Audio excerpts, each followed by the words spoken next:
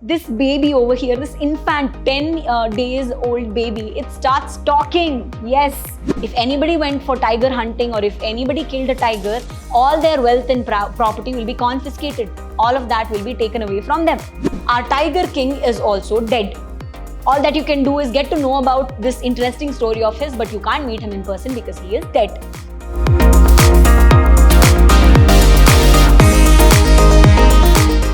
Hello and a very warm welcome to your prep school English classes. I'm your English teacher, Kshama. In this session today, we're going to talk about the second chapter from your textbook Vistas, named as The Tiger King, written by Kalki. Okay, without wasting any time, let's find out who is this Tiger King, what is his story, okay, is it interesting, is it boring? Let's find out, okay. So in this session, we're going to talk about the author very quickly, the background of the lesson, who's the character, what is happening, and then summarize all the events. Let's have a recap as well. So, who is this author? The author's name is very, very long. It's Ramaswamy Iyer Krishnamurthy. Okay, he is the author. His pen name is Kalki. It's a beautiful pen name, isn't it? Now, he was a Tamil writer. He was a journalist, poet, critic, and Indian independence activist. Okay, who is it? It's our Ramaswamy Iyer Krishnamurthy. He was so many in like such a short period of time, right? He was a Tamil writer. He was a journalist, poet, critic, and Indian independence activist as well. Now, his writings include over 120 short stories, 10 novelettes, 5 novels, and 3 historical romances. So many works as well, right? So, editorial and political writings, biographies, travelogues, hundreds of film and music reviews. There's so much work that this guy has done, isn't it? There is editorial, political writings, as well as biographies, travelogues. It makes him such a very vivid writer, isn't it? Now, hundreds of film and music reviews as well. So, the profession that he has, it justifies the amount of work that he has done as well. So, let's see how Ramaswamy Iyer, or Kalki as we know him, has written this story. What is it that we get to know about in this story? Okay, it's a very interesting, very fun-filled story. Let's waste no time and dive right in. Now, in this story, the protagonist that you have, the king that you see over here, you know, he is the hero of the story. He might be known as the Highness Jamedar General or Khiledar Major, Shatavyagra Samhari or Maharaja the Raja, Vishwabhuvana Samrat. So many names to this guy over here. But what is he popularly known as? Not as Sir Jilani, Jung Jung Bahadur, MAD, ACTC. There's no particular full form to it, even if you search it. It's all the titles that have been given to him, okay? Although he has so many n number of titles to him, he is known as, short form, the Tiger King. Why is he known as the Tiger King? Let's find out, okay? So, author over here tells us, even if the Stuka bomber, the German ground attack aircraft, even if that is shot at me, I'm not going to stop myself, from saying the story, okay? And the Stuka bomber only can retrieve itself. I'm not going to stop. I am going to tell you the story. He starts it in a fun manner. Then, what is the matter of vital? Before beginning anything about the story, I'm going to tell you something, says Kalki. What is it? After me telling you the story of this courageous man, you would want to definitely die on meeting him. I would really want to meet this person, in person, and I would want to interact him. He says that would be your instinctive reaction. But you'd have a natural desire to meet a man of this indomitable courage face to face. But there is no chance. That cannot happen. Why can't that happen? As Bharata said to Rama when Dasharatha passed away. Okay, when the king passed away, he expresses it in this manner. King has reached the final abode of all living creatures. He has reached the utmost or pinnacle of this, existence of all living creatures, which means he has passed away. Meaning, our Tiger King is also dead. All that you can do is get to know about this interesting story of his, but you can't meet him in person because he is dead. That's a beautiful way to put it, isn't it? Next up, let's get to know about this Tiger King more, shall we? Now, when this boy was born, this Tiger King was born, the astrologers that were there in the king's court, they foretold something. They told us a prophecy, something that is going to happen in the future. What is it? It's very silly though. They say the Tiger King would die someday. That's the prophecy. You heard me right. Now, there's a great miracle that happened when the astrologers foretold this. They said, there's a thing that is going to happen. It should be kept as a secret, but we are revealing it anyway. The Tiger King, this king over here, he's only, mentioned as king so far. He says, the king is going to die one day. What is it that we have to do about it? Isn't it true that everyone is going to die one or the other day? But then, this boy over here, there's a miracle that happens, okay? From the lips of the 10 days old Jilani Jungjung Bahadur, as we call him, this baby over here, this infant, 10 days old baby, it starts talking. Yes, okay? Oh, wise prophets. And everybody were shocked and they stood wherever they were. Not even an inch moving here and there happened, okay?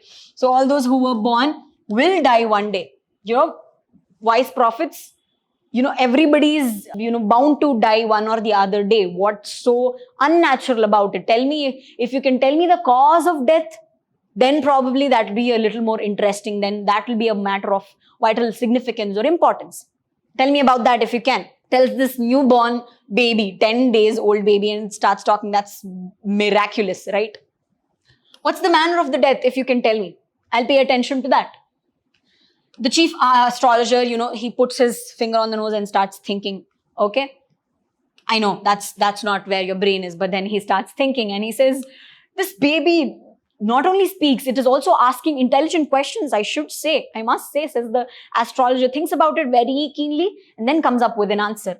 Now, this baby who is born in the hour of the bull, there's another logic. The enemy of the bull is tiger. So, the cause of death is what? The cause of death is, it's the tigers. The king would, die because of the tigers. He'll be killed by a tiger. Now, one would assume that this boy would be terrified by tigers afterwards, but no. He said, let the tigers be aware. Let them be careful. He says so, okay? Let's find out more about, this is what the foretold thing was, that he would die one day, and how will his death happen? His death will happen by the tigers. Okay. Next up, how did he grew up? Okay. This crown prince Jungjung Bahadur, he grew taller and stronger. He drank the milk of English cow and he was brought up by an English nanny. He was tutored by English people and saw nothing but English movies. Like all the other Indian princes, he also grew up this way. Everything English about him. The English cow's milk, tutored by Englishmen, English nanny to, help him around, as well as seeing only English films. Strange is Iyer trying to poke in something or trying to tell us about something. Then, at the age of 20, the state was, transferred from the court of wards till then it was a part of court of wards. Then it was transferred to him. It was given to him. He was the in charge now. Came into his hands at what age? At the age of 20. Now, what did he do after that? Everyone remembered what the astrologer had told. He had foretold that the king would die or he would be killed by a tiger. Everyone remembered it. Everyone kept talking about it. So it eventually reached the king's ears as well. Now he had to do something about it. Okay, the state is in his hands. He's the king now. What is he going to do? Let's see. Now, there were innumerable number of forests in where he is the king of Pratibandhapuram. It's a beautiful name, isn't it? He is the king of the state called Pratibandhapuram. Now in Pratibandhapuram, there were n number of forests that were there. And after that, what happened? You may kill even a cow in self-defense, they say. It's okay to kill this, meek, very soft animal in self-defense. If that they say, tiger is a ferocious, cruel animal, right? Now, what's wrong in killing this tiger if it is a matter of your self-defense? We all agree if it is a matter of self-defense, if the tiger is attacking you, but you don't just go around looking for the tigers and killing them, will you? So he has this justification. You may kill even a cow in self-defense, then what about tigers? Definitely I can kill them. No objection to killing tigers in self-defense then. That's the logic. Then he goes on hunting, starts going on to hunt tigers, and he killed the first tiger. Now after that, that was sent to the chief astrologer. See what I've done. I've killed the tiger, and he was very thrilled about it. But the astrologer adds on something. This guy is the one who gives us twists after twists in the story, I tell you. Now he says, read carefully, pay attention. He sends for the state astrologer. Now, what do you have to say now? To which he says, You must be careful. Even if you kill 99 tigers, you must be very careful with the 100th tiger, because that is where the danger lies. Okay, you should be very careful about the 100th tiger. Then, what if the 100th tiger was also killed? Asks our Jungjung Bahadur, or asks our Tiger King. He asks, what if I kill the 100th one also? Then the astrologer says, then I will tear up all my books. I'm going to tear up all my books. Then of astrology, set fire to them. Not just that. I'm going to tear up all the books, set fire to that. I'm going to leave this profession. Okay. I shall cut off my tuft, crop my hair short, and become an insurance agent. I'm going to change all my avatar. I'm going to change my profession altogether and become an insurance agent. Okay. Okay. If that's the case, just be ready to do that. Moving forward, later on, what happens in the next, there was celebration time for tigers of Pratibandhapuram. It is very ironic, as they say, why would the tigers start celebrating if they were about to be killed by this tiger king? The meaning of this is that the state banned tiger hunting by anybody else other than the king himself. So they were not even allowed to throw a stone at the tigers that they see. It is only the king that should kill all the tigers. That was, except the Maharaja, everyone else, it was banned for them to kill the tigers, go on tiger hunting. So if they did so, if anybody went for tiger hunting, or if anybody killed a tiger, all their wealth and property will be confiscated. All of that will be taken away from them. Then the Maharaja, he made an oath that after killing all the 100 tigers, only then I'll come back to all the state matters or state affairs, right? So all the matters will be attended after killing how many? 100 tigers. Then each time it was the Maharaja who won, although he had to face a lot of dangers and complications by himself. Sometimes the bullet missed, sometimes the tiger took a stronger or a quick leap on him. And there were many other circumstances when he was almost killed or he was equally under threat. But most of all the time he won, because he was alive now. As he knows, so far in the story, he's alive, which means he's the one who has won. Okay, high ranking. Later on, what happens? One such instance happens. With the tiger, you can deal with them, you can kill them, yes. But there was one high ranking British officer who came to Pratibandhapuram and he wanted to take up tiger hunting. Now, can you say no to this British officer, like how you have told to all the people in the state? He's high-ranking British officer. He can actually take away your state from you, right? But then our Tiger King over here says, no, I can arrange a hunt of mouse, mosquito, whatever that you want other than tiger. No killing of tigers. It should be me. Then another message was also sent to the Diwan of Pratibandhapuram saying that it's not necessary that the British officer only has to kill the tiger. Maharaja can kill the tiger. I would just want to stand next. The British officer just wanted to stand next to the tiger and take pictures. He was fond of taking pictures. Even that our king did not allow. No, I'm not letting this happen. Now, when you have done that, you're putting your state at risk, is it not? So you go for boar hunting, mouse, mosquito hunting, whatever that is, not tiger. So secretary wrote a letter to Diwan saying that just a picture at least. Can that happen? Then no. Later on, when they knew that the state is at risk, they come up with the plan. The king and the Diwan come up with the plan. They ask the people from famous British company of jewelers from Calcutta to come and bring about some 50 very precious stone rings. And all these rings were sent to the special lady or the wife or the Dorasani of this British officer that we have, right? Where do we have the British officer? High-ranking British officer here. So it's better that if we tell her, if she's on our side, then everything will be fine. So this gift was sent to her, a box of 50 rings. They actually thought she would keep one or two rings, but she kept the entire box, okay? And 50 rings for the Dorasani, it costed them 3 lakhs rupees. 3 lakh rupees of bill came onto their table. But then it is better to save your state and lose 3 lakh rupees, right? So that's the plan they made and that's how it turned out. Not just 1 or 2 rings. She took all the 50 rings. Moving forward, a couple of years later, 10 years later, he had killed 70 tigers. Yes, that's a huge number, isn't it? He had killed 70 tigers. And the tiger population eventually became extinct in Pratibandhapuram. There were no tigers left. What could be the reason? Kalki, puts it to us in a very humorous way. Although it's very sad thinking about, imagine in a room 70 tigers. How many has he killed, right?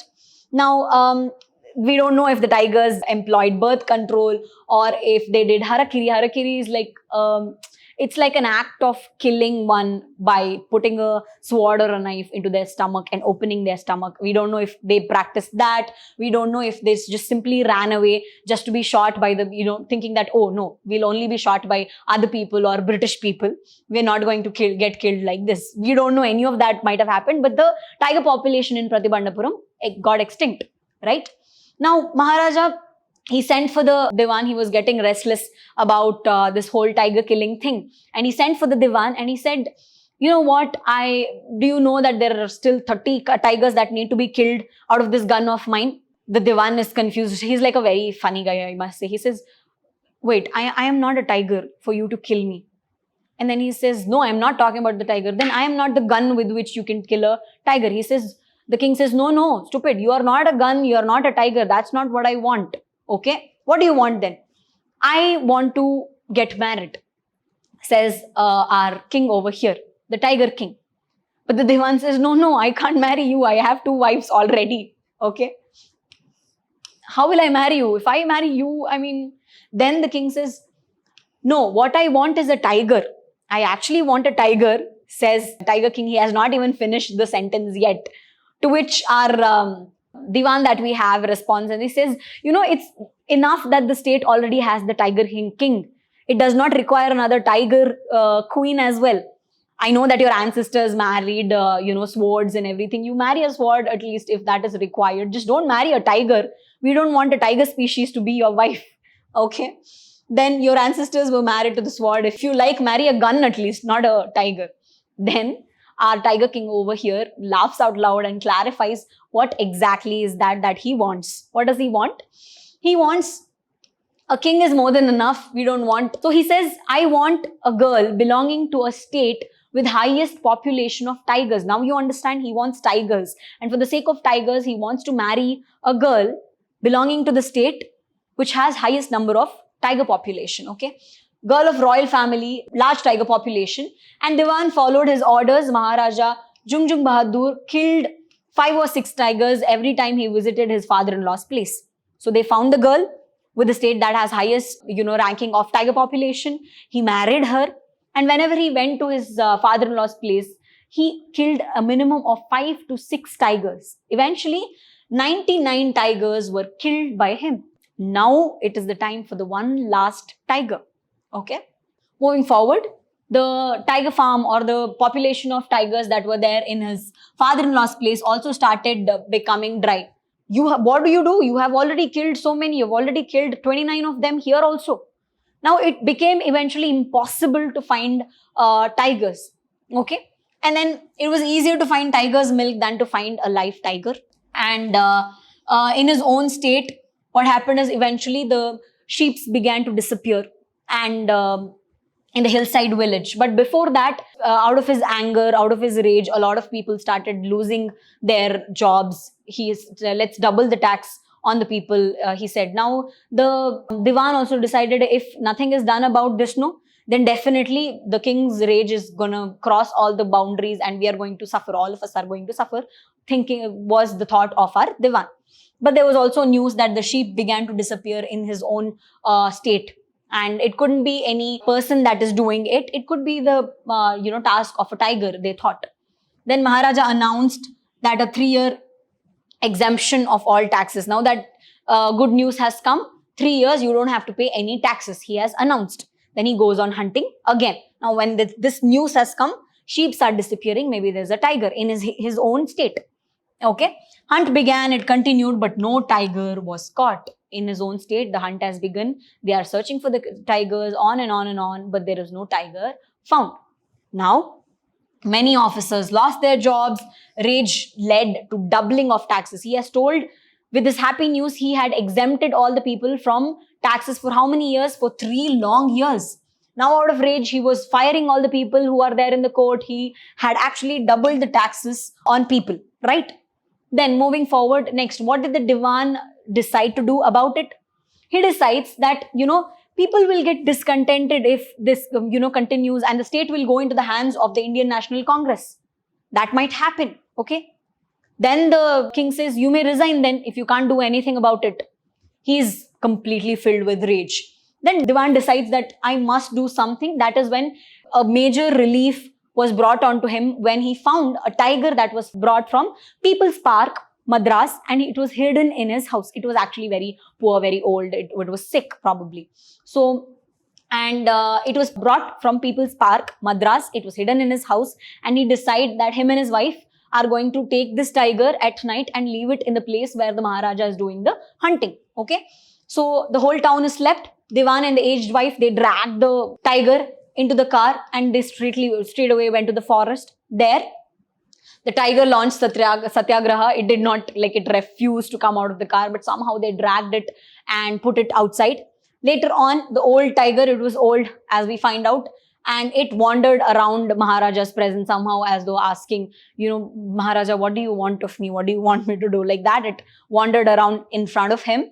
And the Maharaja took a careful aim. He shot at it and the tiger fell. Okay. Then there was a grand procession that was happening in the town and everything. But the hunters went to the tiger. They decided to take a closer look at it, only to get to know that the tiger rolled its eyes back at them, which means it was still alive. It was not dead. Due to the, shot that was, it just brushed through it and it fainted. That's all that had happened. So Maharaja, if he gets to know, they will all lose their jobs. So there's another hunter who took a shot at it and it was finally dead. This time he actually killed it. Okay. So know that it is not the king that has killed the 100th tiger, it is somebody else. Moving forward, as commanded, there was a grand procession. The tiger was brought back to the king's palace. There was a procession and it was buried. There was a tombstone that was erected. And after that, then he got to know that, oh, it's his son's birthday. It's his 3rd birthday and it was getting celebrated. Later on, till now, Maharaja had no time to pay attention to any other thing, right? Now that he's done with this mission of killing 100 tigers, he can actually pay attention to the other things that are much more important, like his son's 3rd birthday.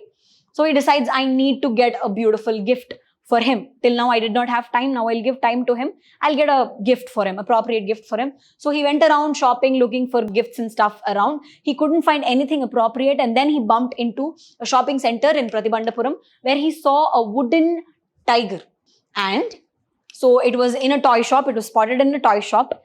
And although it was only 2 annas and a quarter, the shop owner decided that if I tell the king such a less price, it will be like a sin or a crime that I'm committing. If I tell him such a low price to the Maharaja, it would be like I'll be punished under the rules of emergency or something, right? So he decided that it's an extremely rare case or an example of craftsmanship. It's fine. And that's why you'll have to pay me 300 rupees, Maharaja. And the Maharaja agrees. He says, yes. Whole thing he pays, gets the doll. So what's the problem in it?